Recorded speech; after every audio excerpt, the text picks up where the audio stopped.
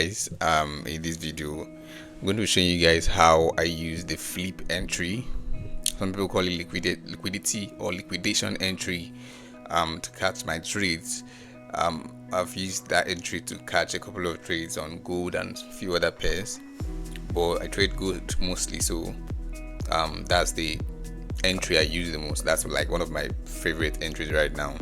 So basically, you have to consider a few things before taking this entry. You have to consider your structure, and you have to consider the trend, right? So basically, it's, let's say we are in a downtrend, price is bearish and we're moving down, and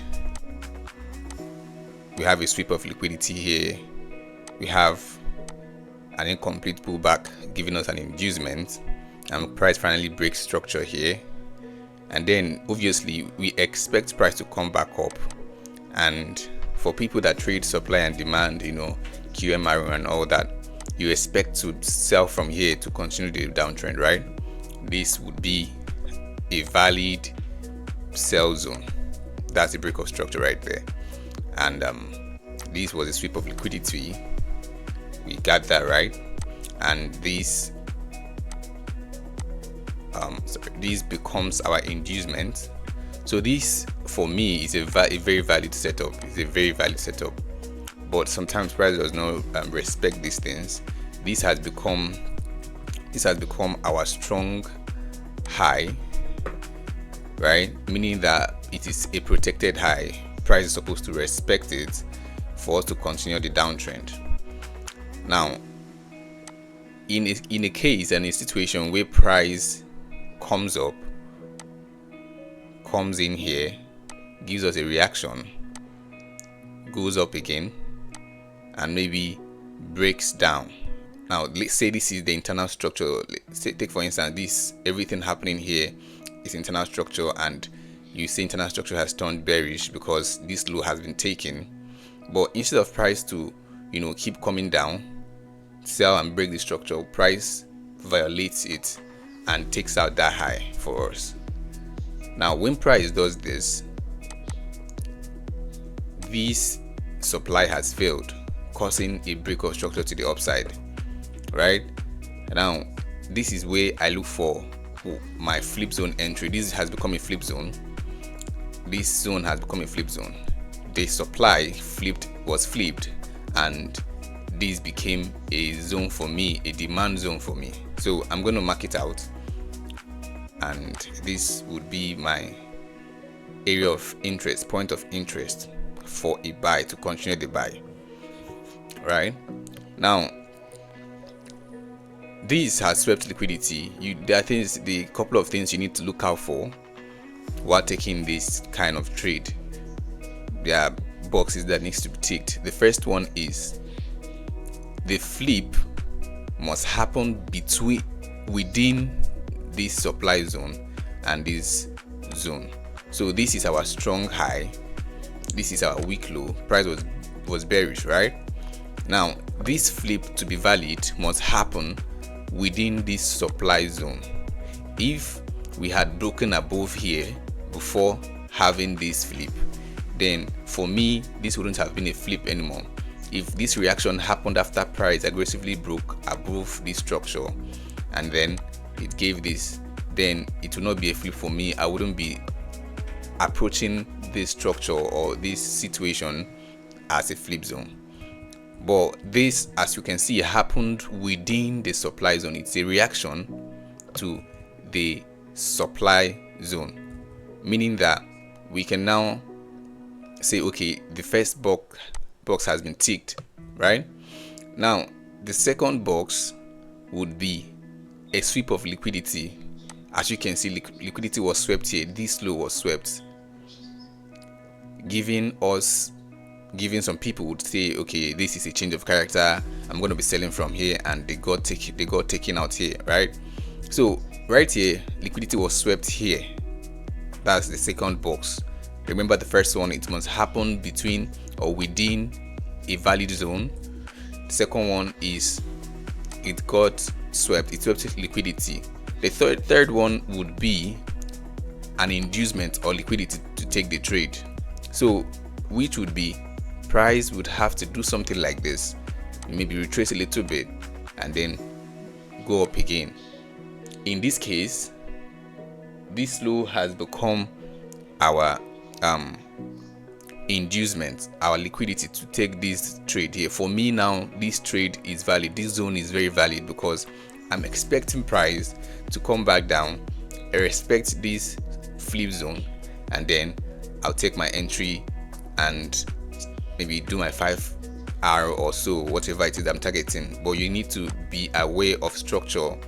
Maybe target the next liquidity by the left. Probably there's a liquidity zone, in an area of liquidity here. You can just target here and say, okay, I'm targeting here. Or maybe you have a fixed R, but you need to be aware of your structure. Very important. And also be do not be greedy with your target. So I could say, okay, I'm targeting this recent high, or I'm targeting a liquidity zone. But the best place, the safest place to target would be this high right here, right? That would be the safest place to target, given that you're targeting a recent high and an external liquidity. So this was our inducement. This was a sweep of liquidity, 2 boxes ticked. This was a zone that flipped out the supply that happened within a valid zone. And another time, most of the times, another thing that you should also look out for that could be very helpful is there a fair value gap below this zone? Now, most times, even if there's a fair value gap within this zone, I still take my trade from this flip entry here. Regardless, I still take that trade from here because this is a valid zone. Since it met my sweep of liquidity, invalid supply or demand zone reaction, and an inducement, I take my trade from there regardless of the fair value gap. Now, what of a case where there's no inducement? What of a case like that where the inducement is not available? So automatically, how I approach the market is the low here becomes my liquidity, becomes my inducement. So I expect price to come back down, take it out, and then we still go up. So it could come into probably another internal zone, probably that was flipped from this internal. This was an internal structure, this was an internal supply. So probably there's a demand here that flipped this zone. So if this is my liquidity and there's no inducement here to take this zone as my demand or my flip zone, I would expect price to come back down, take it as liquidity, react to this demand, and then we move up. So that's basically how I trade this flip zone entry. Remember, the first thing is price must have had some sort of break of structure to the downside following trend. This supply must have caused a break of structure. Additional bonus has an inducement but then got flipped, and once that happens, you now look for your sweep of liquidity on from the sweep zone, the flip zone, look for your inducement, and then take your trade. Now, if you look at the left side, you see that there's also an extra a kind of information that was actually very helpful here. Now, take for instance, let's say some people would say this is a change of character. It's a sweep of liquidity, yes. Well, some people would have seen it as a change of character and they would want to buy from here, for instance. Now, buying from there means that they've kind of had a reaction here and then got liquidated. So this has become on its own a flip zone. The difference is that from this picture, we see that this flip zone did not sweep any liquidity and does not have any inducements, which is why these points that swept this liquidity now and has this supply, an extra supply, becomes our zone of interest using this point as our liquidity, price most times would respect it. But in the case that price does not, this was a very valid supply to sell from. But in the case where price does not respect it, this is what I look out for, and then I take my buy. I hope that was very helpful. If you have your questions, you can ask and drop in the comment section.